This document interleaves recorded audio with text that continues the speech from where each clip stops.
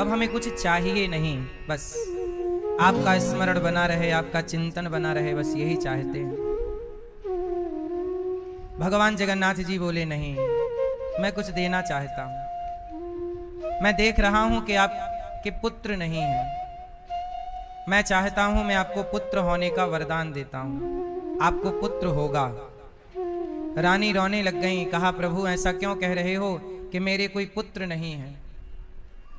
मेरे तो 3 बच्चे हैं, 3 पुत्र, 2 पुत्र 1 पुत्री है।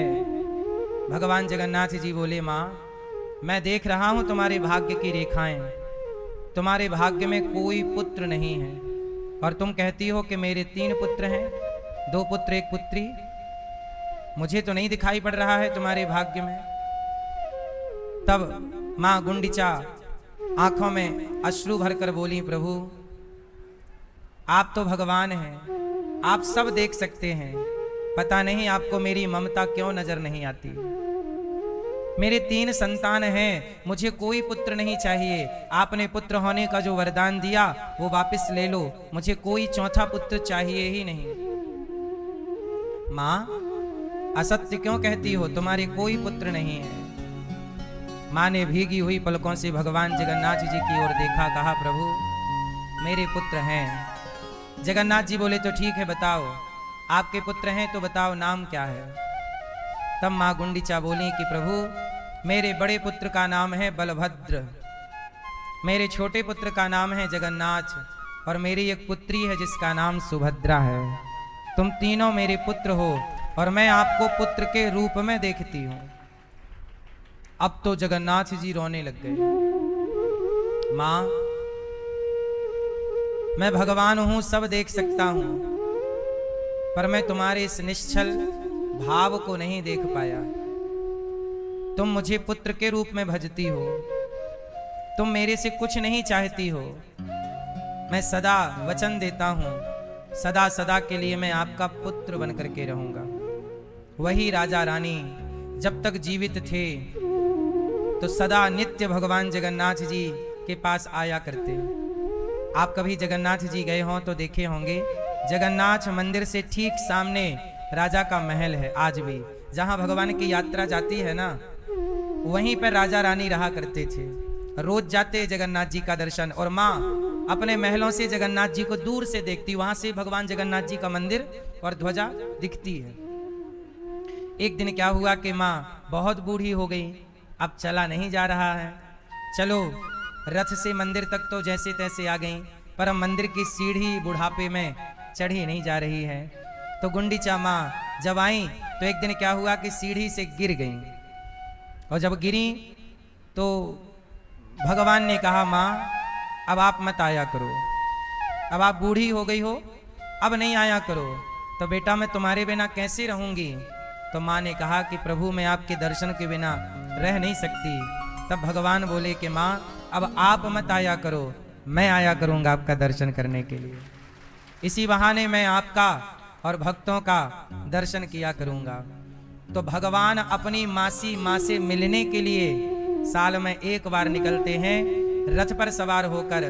भगवान कृष्ण मतलब जगन्नाथ जी, बलराम जी मतलब बलभद्र, और भगवान की बहन सुभद्रा, ये तीनों निकलते हैं। भगवान जगन्नाथ जी की यात्रा निकलती है और मासी माँ गुंडिचा माँ से मिलने के लिए निकलते हैं। तो देखो अपना बेटा जो पैदा करती हो आप, वो बुढ़ापे में पानी देगा कि नहीं इसकी गारंटी नहीं है, पर जगत के नाथ जगन्नाथ को पुत्र बनाया तो वो भगवान होकर भी माँ का दर्शन करने जाते हैं। और गौरी गोपाल आश्रम में इतनी माएँ रहती हैं सालों से, कोई 2 साल से, कोई 5 साल से बेटा दर्शन करने नहीं आता। भगवान देखो माँ के दर्शन करने जा रहे हैं।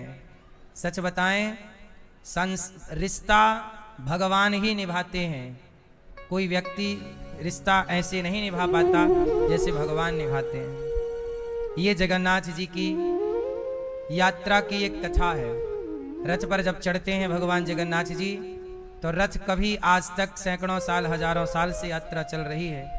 जगन्नाथ जी का रथ आगे ही बढ़ता रहा, हजारों लोग उस रथ की डोर पकड़ करके खींचते हैं।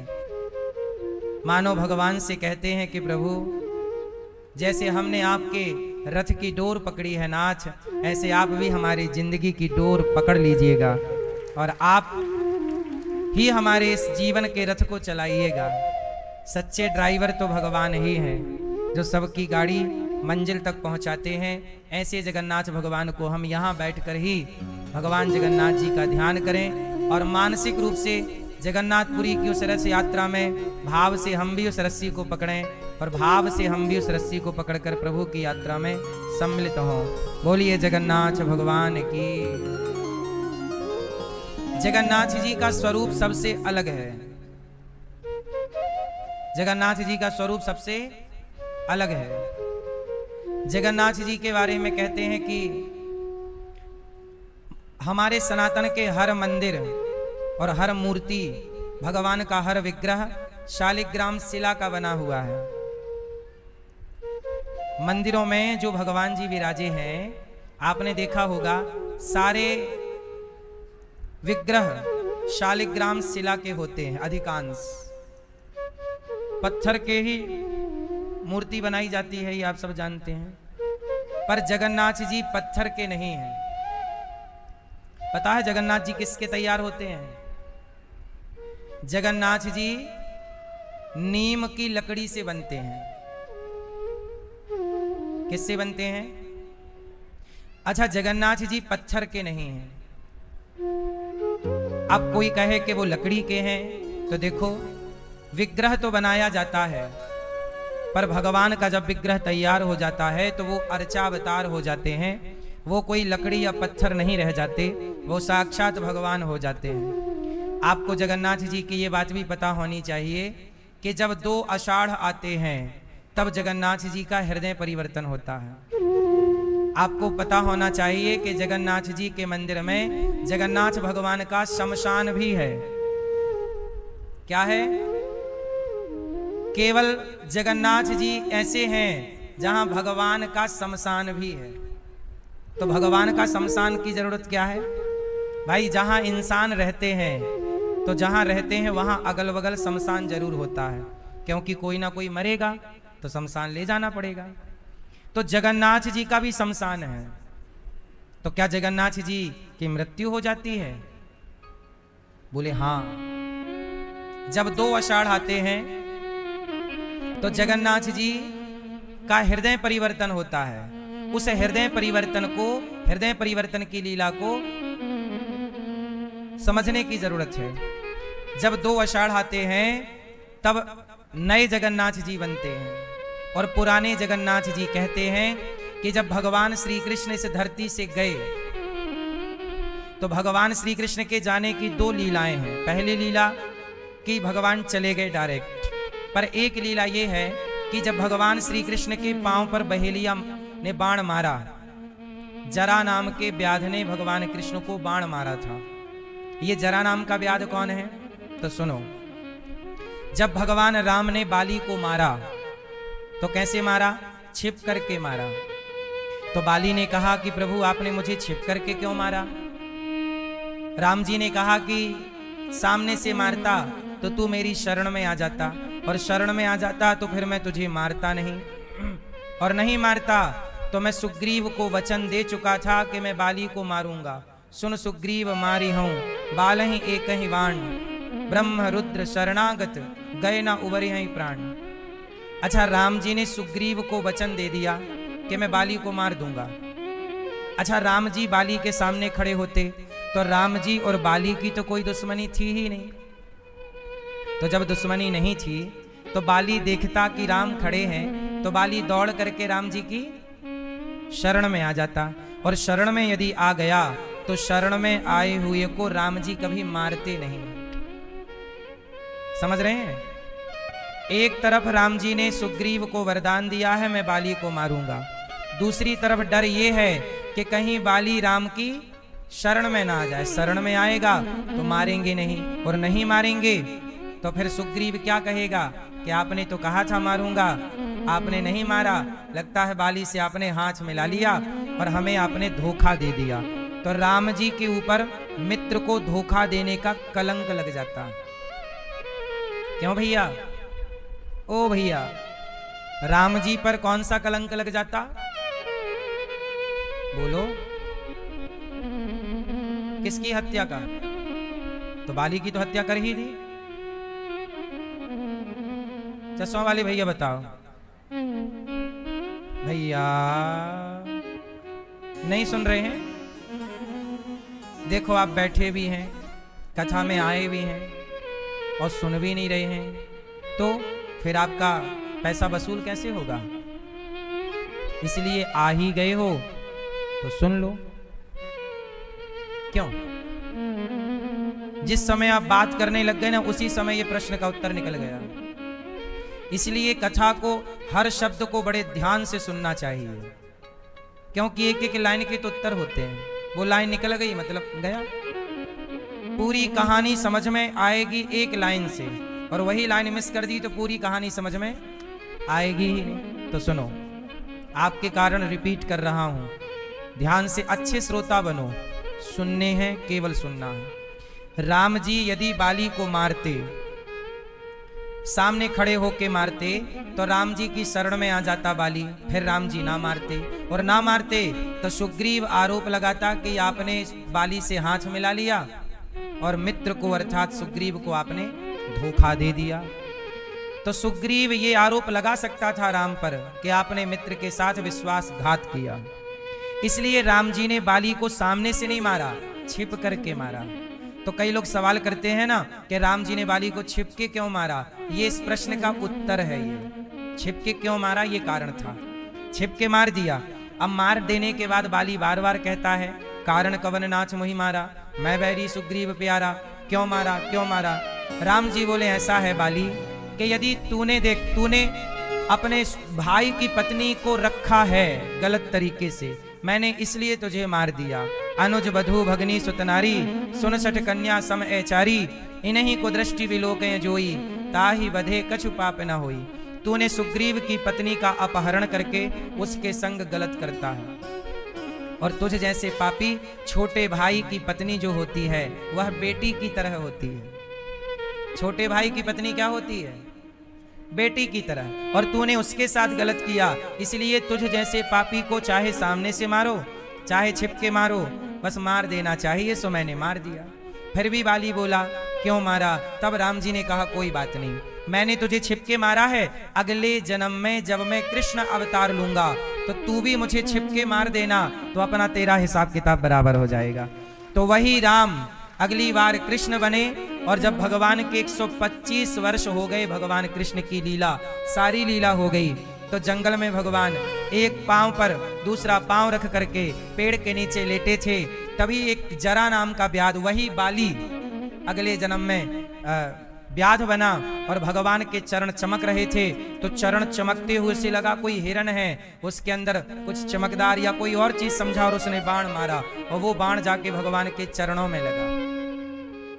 और जब पांव में लगा तो जरा नाम का व्याध आया, बोला, अरे अब तो वो देख के अवाक, प्रभु आप पहचान गए तो भगवान श्री कृष्ण है। चरणों में गिर पड़ा, प्रभु मेरे से अपराध हो गया। भगवान कृष्ण मुस्कुराए कि जरा, तू पिछले जन्म में बाली था और आज तेरी मुक्ति के लिए मैंने ये रास्ता चुना। तूने मुझे मार दिया, अब तेरी तसल्ली हो गई, अब जा तू मेरे धाम जा। भगवान ने मारने वाले को अपने धाम भेजा और कहा कि तू चल, मैं आता हूं। तभी भगवान श्री कृष्ण के पास अब आखिरी में अर्जुन आए, और अर्जुन ने जब पांव में बाण लगा देखा तो अर्जुन रोने लगे, प्रभु ये क्या है? भगवान बोले कि अर्जुन, अब मेरे जाने का, मेरी लीला पूरी हो गई, पाप का अंत हो गया, अब मेरे जाने का वक्त आ गया है। अब जैसे ही प्रभु जाने की बात बोले, अर्जुन बोले, प्रभु मैं कैसे रहूं? भगवान बोले कि सुनो अर्जुन, मेरे जाने के 7 दिन के अंदर मेरी द्वारिका पानी में डूब जाएगी।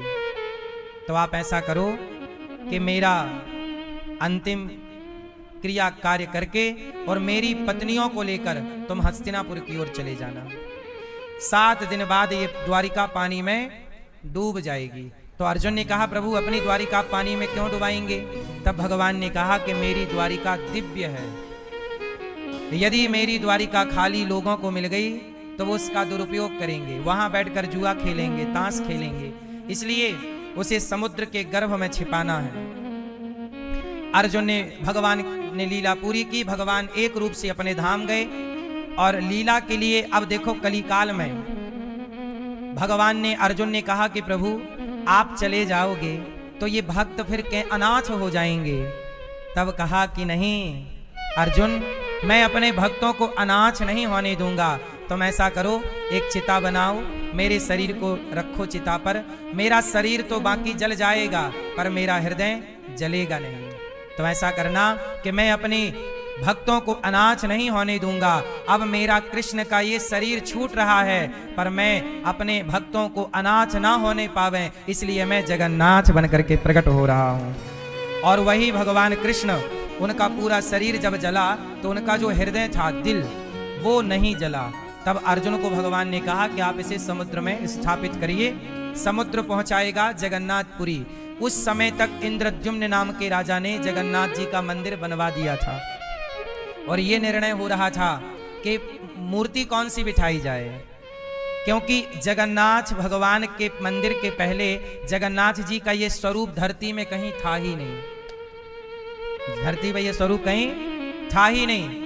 तब वहां इंद्रद्युम्न राजा के पास भगवान श्री कृष्ण की आज्ञा से विश्वकर्मा जी गए और विश्वकर्मा जी ने कहा कि मैं इस मंदिर के गर्भगृह में बैठ करके मूर्ति बनाऊंगा, पर शर्त यह है कि कोई भी द्वार खोले ना। तो विश्वकर्मा जी ने मूर्ति बनाई। कहा यह जाता है कि विश्वकर्मा के रूप में वहां भगवान कृष्ण ही अपने को बनाने के लिए गए और भगवान श्री कृष्ण ने अपने को उस गर्भगृह में बनाए। तो पहले तो खटपट खटपट की आवाज आई, बाद में लगभग कुछ हफ्तों के बाद वो आवाज आनी बंद हो गई। तो जो गुंडीचा माँ है,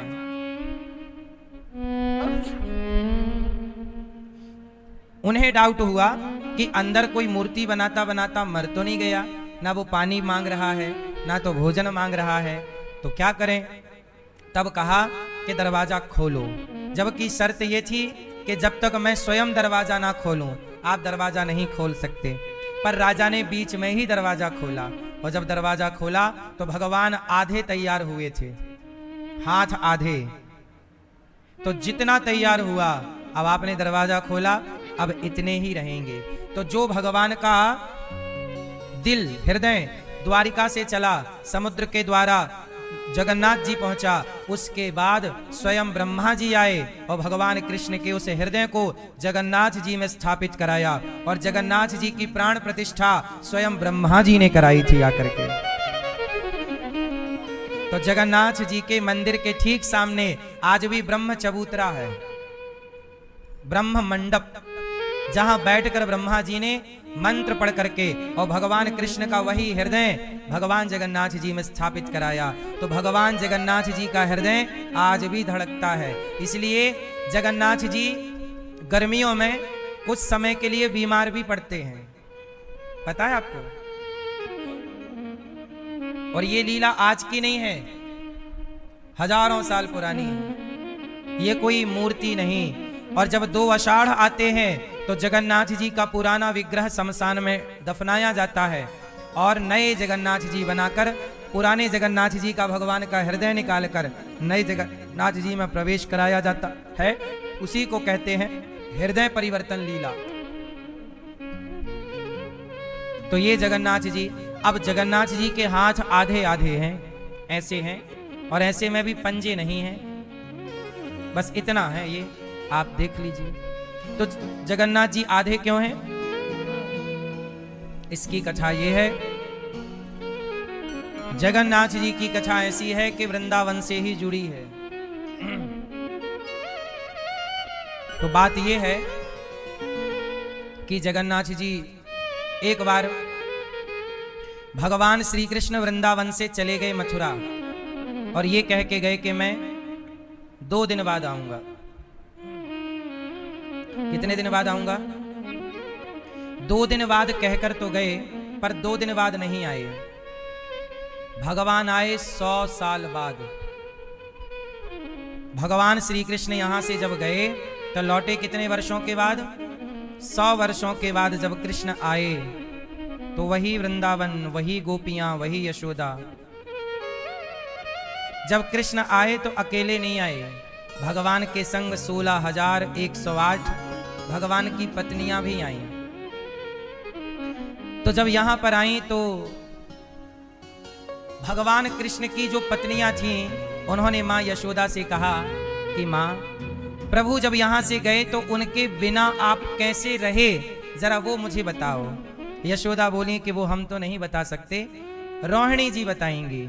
तब भगवान की 16,108 पत्नियां बैठी, गोपियां बैठी, सब लोग बैठे और माता रोहिणी जी, बलराम जी की मां, उन्होंने कथा स्टार्ट की कि कृष्ण के जाने के बाद गोपियां कैसे तड़प रही हैं, कृष्ण के वियोग में किस तरह रो रही हैं, भगवान की याद में अश्रुपात हो रहा है, गैया पानी नहीं पी रही है, गैया भी तड़प रही है, गैया भी इंतजार कर रही है। जब भगवान के वियोग में सुनाया कि गोपियों ने अपने घर का चूल्हा नहीं जलाया, पानी नहीं पिया, तड़प जैसे मछली तड़पती है, कृष्ण के लिए गोपियां, ग्वाले, गैया, मैया, बाबा, नंद तड़पते रहे।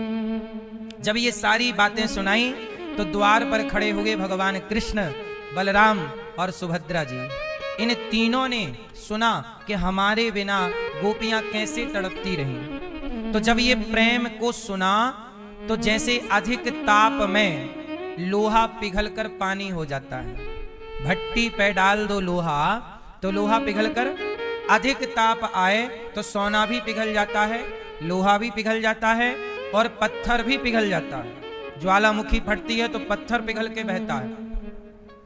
ऐसे जब कृष्ण की कथा, गोपियों के विरह की कथा मां ने सुनाई तो गोपियों के प्रेम के विरह में, उस विरह अग्नि में, विरहाग्नि में भगवान कृष्ण का शरीर पिघलने लगा। भगवान ने अपने भक्तों की कथा सुनी तो प्रेम में प्रभु का शरीर क्या हुआ, पिघलने लगा। और पिघल के भगवान की उंगली बह गई, पिघल कर आंखें बह गईं। और जब शरीर पिघलने लगा तब नारद जी ने देखा, दौड़ कर आए और माता रोहिणी से कहा कि माता कथा ना सुनाओ वरना कृष्ण पिघल कर पानी हो जाएंगे। रोकी, जब कथा रुकी तब तक आंखें पिघल चुकी थीं, कान पिघल चुके थे और हाथ पिघल चुके थे, चरण पिघल चुके थे। अब जितना पिघल गया, अब मैया रोहिणी आई, कहा प्रभु, सुभद्रा, बलराम जी और भगवान ने जब पिघल गए, कहा किस वैद्य को बुलाएं, किस डॉक्टर को बुलाएं, क्या इलाज कराएं। तब भगवान बोले कि मां, अब कोई इलाज मत कराओ, हमारे गोपियों ने हमारे लिए इतना तड़पी, हम ऋणी हो गए उनके प्रेम के। अब प्रेम का स्वरूप ऐसे ही हम पिघले हुए बन करके और गोपियों के प्रेम का ऋण पूरे कलयुग भर चुकाते रहेंगे। तो भगवान का वही पिघला स्वरूप आज जगन्नाथ जी कहलाते हैं, जिनके आधे हाथ पिघल गए, आंख पिघल गई। इसलिए भगवान जी की आंखें देखो कैसी हैं, है ना। तो भगवान का श्री कृष्ण, जगन्नाथ जी, श्री कृष्ण ही जगन्नाथ बनकर प्रकट हो गए। और भगवान जगन्नाथ जी आज किसी भक्त को अनाथ ना होने देने, भगवान कहते हैं मैं किसी भक्त को अनाथ नहीं होने दूंगा, इसलिए मैं जगन्नाथ हूं। आपको पता है जब कलयुग अपने चरम में आएगा तो जगन्नाथ भगवान का मंदिर अंतर्धान हो जाएगा। जब तक जगन्नाथ जी हैं तब तक कलयुग का प्रभाव उतना नहीं है। जब कलयुग का प्रभाव बढ़ेगा तो जगन्नाथ भगवान अंतर्धान हो जाएंगे। कलयुग का जब प्रभाव बढ़ेगा तो गंगा मैया इस धरती को छोड़कर अंतर्धान हो जाएंगी, यमुना जी अंतर्धान हो जाएंगे। कलयुग के बढ़ते ही चारों ओर पाप ही पाप रहेगा। आज हम लोग भाग्यशाली हैं कि हम लोग कलयुग में तो हैं, पर हम लोग कलयुग में भी ये भक्ति का युग है, यहाँ भक्ति है, कीर्तन है, आप भजन करने के लिए स्वतंत्र हैं। कलयुग का जब अंत आएगा, चरम आएगा, अभी तो कलयुग के केवल 5000 साल बीते हैं लगभग। कलयुग की टोटल आयु है 4,32,000 साल। अभी कुछ और साल इस धरती पर धर्म रहेगा, सैकड़ों साल हैं अभी। इसके बाद इस धरती पर सिर्फ पाप ही पाप रहेगा, कोई पुण्यात्मा नहीं। अब आप ही बता दो ना कि आपके गली में आपके गांव में सत्य बोलने वाले कितने हैं? पहले हर घर में सत्य बोलने वाले लोग रहा करते थे। पहले हर घर में सत्य बोलने वाले लोग रहा करते थे, प्राण जाए पर वचन न जाए। अब कलयुग बढ़ा तो पूरे गांव में एक भी नहीं मिलता, और कलयुग बढ़ेगा पूरे राज्य में एक ना मिलेगा, और बढ़ेगा तो पूरे देश में एक ना मिलेगा। जहां झूठ का बोलबाला होगा, जहां ईर्ष्या का बोलबाला होगा, जहां केवल हत्या होगी जीवों की। अभी तो आप बकरे का मांस खाते हो, अभी तो आप मुर्गे का मांस खाते हो, अभी आप मछली का मांस खाते हो। कलयुग के अंत में इंसान इंसान का मांस खाएगा। ये कलयुग का अंत होगा। अभी भी इंसान इंसान का मांस खाते हैं, हाँ या ना? एप्स्टीन फाइल जो खुली थी उसमें इंसानों का, लड़कियों का मांस पका पका के खा तो रहे थे बड़े बड़े वैज्ञानिक। तो ये सब चालू हो चुका है, पर अभी कम है, अभी कम है। अभी आप बकरे का खाते हो, आप मीन्स जो खाते हैं, हम उन्हें कह रहे हैं, आपको नहीं। अभी लोग मछली खा रहे हैं, अभी लोग मुर्गा। कलयुग का थोड़ा चरम आने दीजिए, बढ़ने दीजिए, फिर शमशान ना ले जाएगा कोई। दादी मरी तो चलो दावत चालू, दादाजी मरे तो पूरा गांव आओ, चलो भैया दादाजी मर गए, खाओ, पकाएंगे अपना खाएंगे। कलयुग का, कलयुग में जैसे आज आप 5, 5.5, 6 फीट के होते हैं, कलयुग के अंत तक व्यक्ति सिर्फ 1.5-2 फीट का रह जाएगा। कलयुग का अंत बहुत बुरा होता है, पाप ही पाप होगा। तब कल्कि भगवान प्रकट होंगे, और कल्कि भगवान प्रकट होकर के और पाप को मिटाकर पुनः धर्म की स्थापना करेंगे। और जिस दिन धर्म की स्थापना होगी वहीं से कलयुग खत्म, सतयुग प्रारंभ हो जाएगा। सतयुग की स्थापना कल्कि भगवान करेंगे, कलयुग का अंत और सतयुग का प्रारंभ। इस तरह से भगवान जगन्नाथ जी इस कलिकाल के नाथ हैं।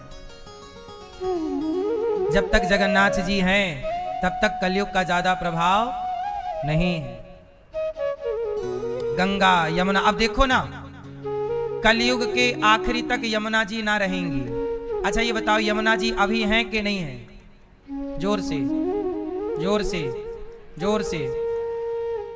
बहुत गहराई से देखोगे तो यमुना जी अभी भी नहीं है, अभी ही जा चुकी हैं। अब यमुना जी में सिर्फ नाले का पानी है। यमुना जी में यमुना जल कहाँ है? आप पी नहीं सकते पानी।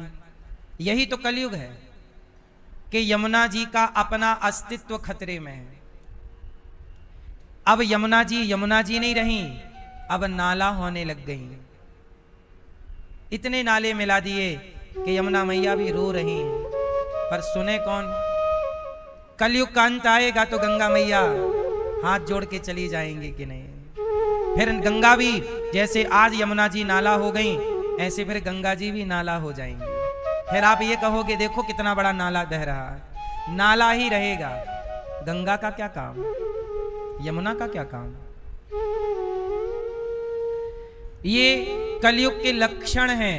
इसलिए जब पाप हम लोग देखते हैं तो हम लोगों को यही लगता है कि ये तो लिखा है, ये तो होगा। अभी मैंने एक न्यूज सुनी कि एक भाई ने अपने घर के वॉशरूम में कैमरा लगा दिया, एक लड़के ने, और अपनी बहन, जब उसकी बहन नहाने जाए तो वो बहन का वीडियो बना ले, नहाते का, कपड़े बदलते का, भाई घर का, और अपनी बहन को दिखाए कि देख मैं तेरी वीडियो लीक कर दूंगा। कानपुर के लगभग की घटना है। तो फिर वो बहन से कहता कि मैं नहीं बताऊंगा, तुम मेरी बात मानो। तो वो अपनी सगी बहन का शारीरिक शोषण करता, सगा भाई। ये क्या था?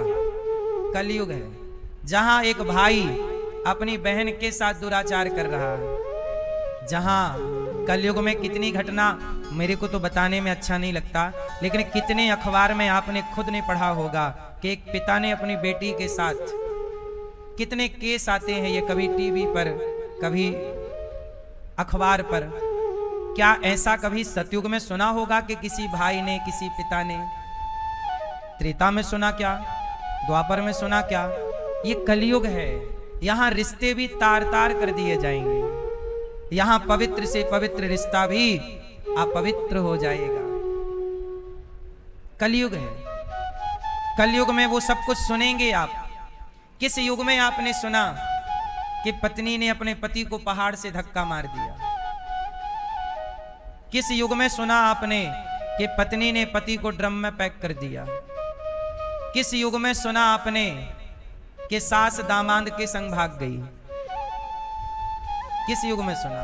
ये जो आप सुन रहे हैं ये कोई नई बातें नहीं हैं, अब ये आप लोग रोज सुनेंगे, क्योंकि ये बढ़ते हुए कलयुग में, ये 2026 में ये सब सुना आपने।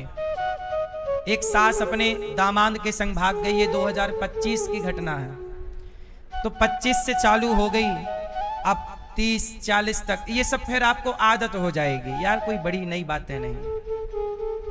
अब ये पाप दिनों दिन पसार रहा है पांव, और यही पाप है। क्या पाप है? कि जहां पवित्र रिश्ते अपवित्र हो रहे हैं, जहां पति पत्नी के रिश्तों में भी छल कपट भरा हुआ है, जहां आज एक मां आई, कहा कि मुझे 15,000 रुपए मिले, तो 15,000 के लिए मेरे 2 बेटों ने मुझे बहुत मारा। कितने के लिए? 15,000 रुपए के लिए। माता को कोई पैसे मिले थे, उसका कोई सरकारी बैंक में रहे होंगे, कुछ रहा होगा तो मिल गए 15,000। तो बेटों ने कहा कि हमें दो। माँ ने कहा कि भाई हमारा अपना खर्चा है, तुम्हारे पिता हमें पैसा देते नहीं, पिता सुनते नहीं, तुम लोग हमें रोटी देते नहीं, तो हमारे पास रहेगा तो हम रोटी तो खाएंगे। तो बेटों ने किसको मारा? माँ को। किसी युग में सुना कि बेटे ने माँ को मारा? किसी युग में सुना कि पुत्र ने पिता को मारा? ये सब कुछ कलयुग में सुनना पड़ता है, ये कलयुग है। और ये इसलिए कहता हूं, कलयुग का प्रभाव सब पर है पर उन पर नहीं है। जैसे एसी चलती है तो गर्मी का प्रभाव सब पर है, पर जहां एसी की ठंडी हवा है वहां गर्मी का प्रभाव नहीं है। ऐसे जहां भगवान की कथा, जहां भगवान का कीर्तन है, वहां कलयुग का कोई प्रभाव नहीं है। इसलिए कहता हूं, इस कलयुग में अपने को भगवान की कथा से, कीर्तन से, अपने बच्चों को धर्म से जोड़ कर रखिए, ताकि आपके बच्चों पर, आप पर कलयुग का प्रभाव ना दिखाई पड़े। जगन्नाथ जी प्रत्यक्ष रूप से हम पर कृपा, हम सब पर कृपा करने के लिए विराजमान है। भगवान उद्धव जी के पास जब उद्धव जी गए भगवान श्री कृष्ण का संदेशा लेकर, गोपियों ने ज्ञानी उद्धव जी को प्रेम का पाठ पढ़ाकर विदा किया। भगवान द्वारिका गए और भगवान का प्रथम विवाह माता रुक्मणी जी से हुआ। भगवान का दूसरा विवाह जाम्बवंत की बेटी जाम्बवती से हुआ। तीसरा विवाह भगवान का सत्यभामा जी से हुआ। और चौथा विवाह भगवान का यमुना जी। यमुना जी कौन है? साक्षात भगवान की पटरानी है, पत्नी है, चौथे नंबर की। ऐसी यमुना जी जो युगों युगों से धरती की प्यास बुझा रही हैं, भक्तों की प्यास बुझा रही हैं, आज वो यमुना जी का जल ऐसा हो गया है कि आप लोग पी नहीं सकते। आप में से कितने लोगों ने दर्शन किया है यमुना मैया का? पीने योग्य है जल? ये है विकसित भारत। ये क्या है? जहां हम लोग चंद्रयान की बात करते हैं, मंगल ग्रह की बात करते हैं, लेकिन खुद की नदियों को ठीक नहीं कर पाए, और बात कर रहे हैं मंगल में जीवन ढूंढने की, कि मंगल ग्रह में जीवन संभव है या नहीं। जहां बातें सैटेलाइट की चल रही हैं, वहां हम अपनी नदियों को शुद्ध नहीं कर पा रहे हैं। ये हम सबकी कमी है। विदेशों में नदियों को माता नहीं कहते, पर वहां किसी भी शहर किसी भी देश में जाओ, वहां की नदियां बड़ी पवित्र हैं। वहां के लोग जल को, पानी को लेकर बड़े गंभीर हैं। एक भारत देश ऐसा है जहां पानी को लेकर हम लोग अभी तक गंभीर नहीं। हमारी सरकारें भी गंगा यमुना को लेकर बहुत गंभीर, चिंतित नजर नहीं आती। बड़े बड़े नाला बह रहे हैं, गंगा यमुना में मिल रहे हैं। अरे भाई, इन्हें रोको, रोक कर शुद्धिकरण करो नाले के जल का, शुद्ध एसटीपी लगाओ, पानी शुद्ध करके डालो, और जो कचरा रह जाए उसकी खाद बनाकर किसानों को डालो। समस्या है तो समाधान भी है, पर समाधान पर विचार तो करना होगा, काम करना होगा। सब कुछ हो सकता है, पर करने की इच्छा शक्ति हो तो। सरकारें मुझे सौंप दें गंगा यमुना की सफाई की जिम्मेदारी और नालों को रोकने की जिम्मेदारी, 3 साल के अंदर, बल्कि 2 साल के अंदर मैं पूरी गंगा यमुना को पूर्ण रूप से शुद्ध कर दूं, ये दास कर सकता है। पर हमें सरकारी परमिशन चाहिए ना, नालों को रोकने के लिए। गंगा से मिलने से पहले, जैसे दिल्ली का बहुत बड़ा नाला यमुना जी में मिलता है, तो मिलने से पहले बीच में उस नाले को रोका जाए, एसटीपी लगाई जाए, पानी को शुद्धिकरण किया जाए, शुद्ध करके पानी फिर यमुना जी में डाला जाए, और जो कचरा बचे उस कचरे की खाद बनाकर किसानों को दी जाए। उस पैसे से जो किसान खाद खरीदेंगे उससे सरकारी खजाना बढ़ेगा, सरकार की आय बढ़ेगी, यूरिया डीएपी पर निर्भरता कम हो जाएगी, एक पंथ दो काज हो जाएंगे। ऑर्गेनिक खाद मिल जाएगी, किसानों का लाभ होगा, ऑर्गेनिक फसल होने लग जाएगी देश में। नदियों को नदियों से जोड़ दिया जाए तो जहां तक पानी नहीं पहुंचता वहां तक पानी पहुंच जाए। इससे क्या होगा कि हमारे भारत में चारों ओर हरियाली रहेगी। आज पानी की कमी है। शुद्धि विचारों की चाहिए, राष्ट्र प्रेम चाहिए। भगवान कृष्ण का 5वां विवाह उज्जैन में मित्रविंदा से हुआ और 6वां विवाह सत्या के साथ हुआ, 7वां विवाह भगवान का भद्रा के साथ, 8वां विवाह भगवान का लक्ष्मणा के साथ। और भौमासुर नाम का एक दैत्य 16,100 कन्याओं को भौमासुर नाम के व्यक्ति ने कैदी बना रखा था, जेल में डाल रखा। किसको? 16,100 कन्याओं को। उन कन्याओं ने भगवान को पत्र लिखा, भगवान से रिक्वेस्ट किया कि प्रभु हमारी आप रक्षा कीजिए। भगवान ने भौमासुर को युद्ध में पराजित किया और 16,100 कन्याओं को उसके बंधन से मुक्त किया। और भगवान ने कन्याओं से कहा, देवियों अपने अपने घर जाओ। कन्याओं ने कहा, प्रभु आपके सिवा हमारा कोई नहीं है, कहाँ जाएं? तब भगवान ने कहा कि बताओ क्या करूं? कन्याओं ने कहा, मेरे से हम सबसे प्रभु आप विवाह कर लीजिए। जिन नारियों को समाज में सम्मान की नजर से नहीं देखा गया, अपमान की दृष्टि से देखा गया, ऐसी नारियों को समाज में सम्मान के साथ जीने का भगवान ने विवाह करके सबके साथ अधिकारी बना दिया, सम्मान के साथ जीने का। अभी भी अब उन कन्याओं से भगवान ने विवाह किया और टोटल विवाह कितने हो गए? 16,108। भगवान के इतने विवाह हुए। भौमासुर नाम के दैत्य ने कन्याओं के संग अत्याचार किया, भगवान ने कन्याओं को मुक्त किया। बच्चों को भी लोग ले जाते हैं। इसलिए सावधान। भगवान ने 16,108 विवाह किए। मैया कितने विवाह किए भगवान ने? हर रानी से 10 बेटा, 1 बेटी। अच्छा, भगवान की पत्नियां कितनी हैं? मैया आप किसकी पत्नी हो? आप किसकी पत्नी हो? बोलो। नहीं बताओगी? क्यों? मैया आप किसकी पत्नी हो? हैं? मैया आप किसकी पत्नी हो? ए मैया पीछे वाली, किसकी पत्नी हो? घोचूलाल की। क्या नाम बताया? घोचूलाल।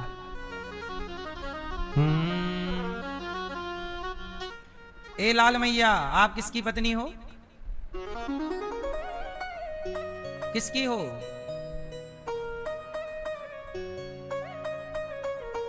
ए मैया आप किसकी पत्नी हो? ये बहुरिया से पूछो किसकी पत्नी हो? सुनो हम बताएं आप किसकी पत्नी हो? आप सब भगवान की पत्नी हैं। आप सब किसकी पत्नी हैं?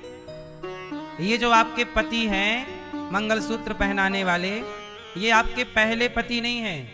इनसे भी पहले जिस दिन आपका जन्म हुआ, जन्म तो ठीक है, हम ये कह दें कि जिस दिन आप मां के पेट में आई उस दिन से आपके पति कौन है?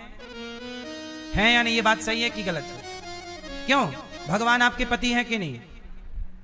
कैसे मान लिया जाए कि भगवान आपके पति हैं? प्रमाण क्या है? आओ अब हम आपको प्रमाण दे दें। मैया तुम हो एक अगोचर सबके प्राणपति, स्वामी सबके प्राणपति। अब बताओ भगवान सबके कौन है? सबके प्राण, सबके प्राण, हाँ सबके प्राणों के पति कौन है? भगवान है। ये वाले पति तो आपको घोचूलाल बाद में मिले, भगवान तो पहले ही मिल गए। सबके प्राणों के पति कौन? भगवान ही हम सबके पति। काय के पति हैं भगवान आपके? जोर से। आपके प्राणों के पति भगवान है। तुम हो एक अगोचर सबके प्राण, तो आपके वास्तविक पति भगवान ही हैं। और केवल स्त्रियों के नहीं, पुरुषों के प्राणों के भी पति। पति किसे कहते हैं? किसे कहते हैं? पति कहते हैं जो रक्षा करें, उन्हें पति कहते हैं। तो भगवान आपके, अच्छा ये बताओ आपके प्राणों के रक्षक आपके मंगलसूत्र वाले पति हैं कि भगवान? फिर तो भगवान ने सदा आपके प्राणों की रक्षा की, इसलिए पहले पति भगवान है। हम सबके पुरुषों के भी पति। यहां पति का अर्थ पप्पू के पापा से नहीं है कि जो पापा बने वही पति, नहीं। पति का अर्थ जो रक्षा करे उसे भी पति कहते हैं। जैसे राष्ट्रपति, सबके पति राष्ट्रपति रक्षा करते हैं, सेना उनके अंडर में। सेनापति जो सेना की रक्षा करे। अब सेनापति थोड़ी सेना के बच्चों का बाप है, पर वो सेनापति मतलब सेना की रक्षा जो करेगा, मुखिया, उस मुखिया का नाम क्या होगा? पति का अर्थ यहां रक्षा करने वाले को पति कहते हैं, इसलिए रक्षा करने वाले को राष्ट्रपति, सेनापति। तो आपके प्राणों की रक्षा करे वो आपका प्राणपति भगवान, और जो आपके खाने पीने तमाम जिम्मेदारियों की का ख्याल रखे, आपकी सब तरह से रक्षा करे, वो आपके पति मंगलसूत्र वाले। तो वो भी रक्षक है, कमा कमा के लाता है। बस पत्नी भी रक्षक बने, धक्का ना मार दे पहाड़ से। अच्छा, पति और पत्नी दोनों की राशि एक है। पा पत्नी, पा पति। बोलो हाँ। पा मतलब पति, पा से पति और पा से पत्नी, दोनों में पा है। तो पा रक्षक, पा रक्षणे धातु से यही समझो। पत्नी किसे कहते हैं? जो रक्षा करे। पति किसे कहते हैं? जो रक्षा करे, अपनी पत्नी को गलत रास्ते पर ना जाने दे, धर्म पर चलाए, वो पति। और जो अपने पति को बिगड़ने ना दे, भटकने ना दे, नरक ना जाने दे, उसका नाम पत्नी। पत्नी का अर्थ है रक्षा करे। आपका पति पड़ोसन के चक्कर में पड़ गया, तो आप अपने पति की रक्षा ना कर पाई पड़ोसन से, तो फिर आप ओरिजिनल ब्रांडेड पत्नी नहीं हो। ब्रांडेड पत्नी वही जो अपने पति को पड़ोसन के चक्कर में ना पड़ने दे। समझ रही हो मेरी मां? यदि आपका पति पड़ जाए पड़ोसन के चक्कर में, तो पड़ोसन की छाती पे चढ़ जाओ, काली कामाख्या दुर्गा बन जाओ, 3-4 दांत तोड़ दो पड़ोसन के। अब आप रोती हो, अरे हमारे पति का तो चक्कर है, मैं मायके जा रही हूं। अब तुम मायके चली जाओगी तो वो ले आएगा घर में पड़ोसन को। वो तो चाहती था तुम कब जाओ, कब खाली हो घर। इसलिए जब पता चले कि तुम्हारे पति का चक्कर है तो चंडी बन जाओ। तुम लक्ष्मी तो हो, दुर्गा तो हो, पर जरूरत पड़ने पर पति की रक्षा तो करो। हो सकता है तुम्हारे पति को उस महिला ने फंसा रखा हो। कई बार आपको लगता मेरा पति गलत है, भाई पराई के चक्कर में पड़ा, गलत तो है ही, लेकिन कई बार महिलाएं भी तो फंसाती हैं। अब देखो ना, राम जी को फंसाने सूर्पनखा गई थी कि नहीं? वो तो अच्छा है राम जी फंसे नहीं, वरना समाज में ये नहीं कहा जा सकता कि पुरुष ही गलत है। अरे जिस स्त्री ने फंसाया होगा उसे, अब बताओ उस महिला की गलती नहीं होगी? गलती दोनों की है।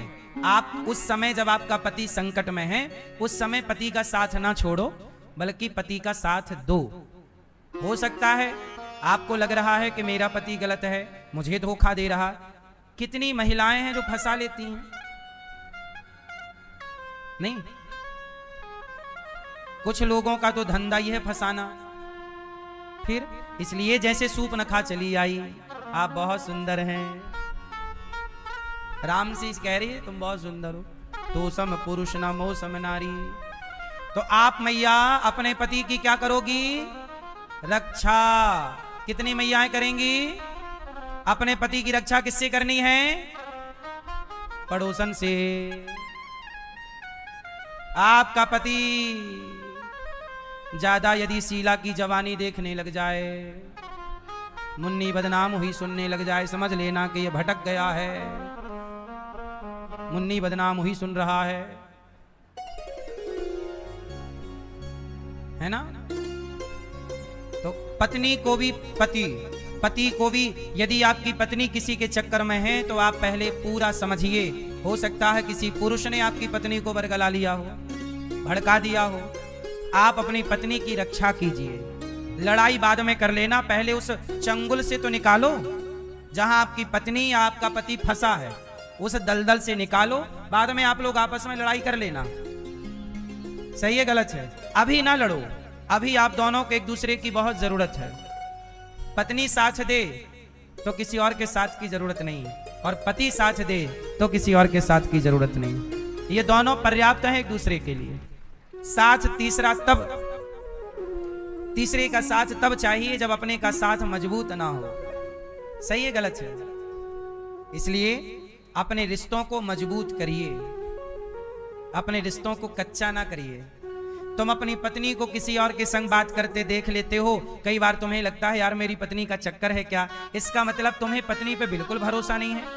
अरे अपने रिश्तों को पक्का कर लो, रिश्तों की डोर को पक्की रखो, इतनी भी कच्ची ना हो कि एक बार में टूट जाए। अरे बात करना क्या गलत है? अब हम आपसे बात कर लें, इसका मतलब ये तो नहीं कि बात करने को गलत कह दिया जाए, पर समाज तो गलत नजरिए से ही देखती है। आप ऐसा करिए, सड़क में अपनी बहन के साथ बात करिएगा थोड़ा हंसते हुए, तो सामने खड़े व्यक्ति को ऐसी लगेगा कि दोनों का चक्कर है, जबकि वो सगे भाई बहन है। तो दुनिया का आजकल जो नजरिया है वो उसी नजरिए से देखती है, गलत ही। अब कलयुग का प्रभाव है, आंखें ऐसी हो गई हैं लोगों की। इसलिए किसी के कुछ कहने से विश्वासों को तोड़ा ना करो, अपने पक्के विश्वास के साथ रिश्तों को बहुत पक्का करना चाहिए, मजबूत रखना चाहिए। सही है कि नहीं? तो आपके पति कौन? जोर से। इसलिए हम सबके पति भगवान हैं, इसलिए सदा अपने पति अर्थात भगवान का स्मरण करो। हे प्रभु, आप हमारे रक्षक, आप हमारे सर्वस्व हैं। भगवान हमारे सर्वस्व हैं।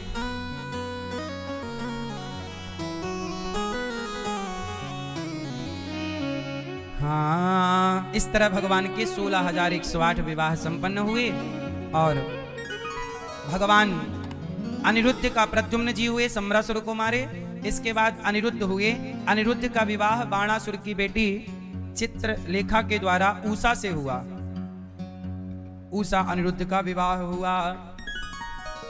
इसके बाद भगवान ने राजा नृग पर कृपा की।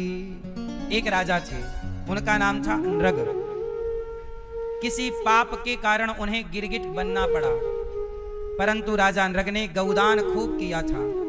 तो गौदान करने के पुण्य से वह गिरगिट की योनि में गए तो सही, पर गिरगिट होने पर भी उन्हें भगवान श्री कृष्ण का दर्शन हुआ और भगवान की कृपा से वह गिरगिट की योनि से निकलकर मुक्त हो गए, भगवत धाम वैकुंठ गए। क्यों? क्योंकि गौ सेवा की, गौदान किया। आपसे मैं एक बात कहूं मेरी मां, जीवन में एक बार आप भी अपनी माता के लिए, पिता के लिए गौदान कीजिएगा। जीवन में 3 काम सबको करने चाहिए। गौदान सब कर लो, गाय का दान करके ही मरना, गाय की पूंछ पकड़ के ही पार होते हैं, तो गौदान कर लो। ये देखो, ये परिवार दुबई से आए और दुबई से यहाँ गौरी गोपाल आकर इन्होंने गौदान किया। लोग गौदान करने दुबई, अमेरिका से आते हैं। गौ की सेवा का महत्व लोग समझते हैं। आपसे मेरी विनती है, आप भी समझिए। गौदान, गाय की पूंछ पकड़कर ही वैतरणी को पार किया जाता है। गाय की पूंछ पकड़ के जब, इसलिए गौदान होता है ना, तो गौ माता की पूजा आगे से नहीं होती, गाय के मुख की पूजा नहीं होती, गाय के पूंछ की पूजा होती है। पता है आपको? गाय के जो मुख होता है वो अपवित्र होता है। गाय अपने मुख से मलमूत्र का भक्षण करती है। क्यों करती है? क्योंकि सीता जी ने शाप दिया था। जब पिता, ये पिछली बार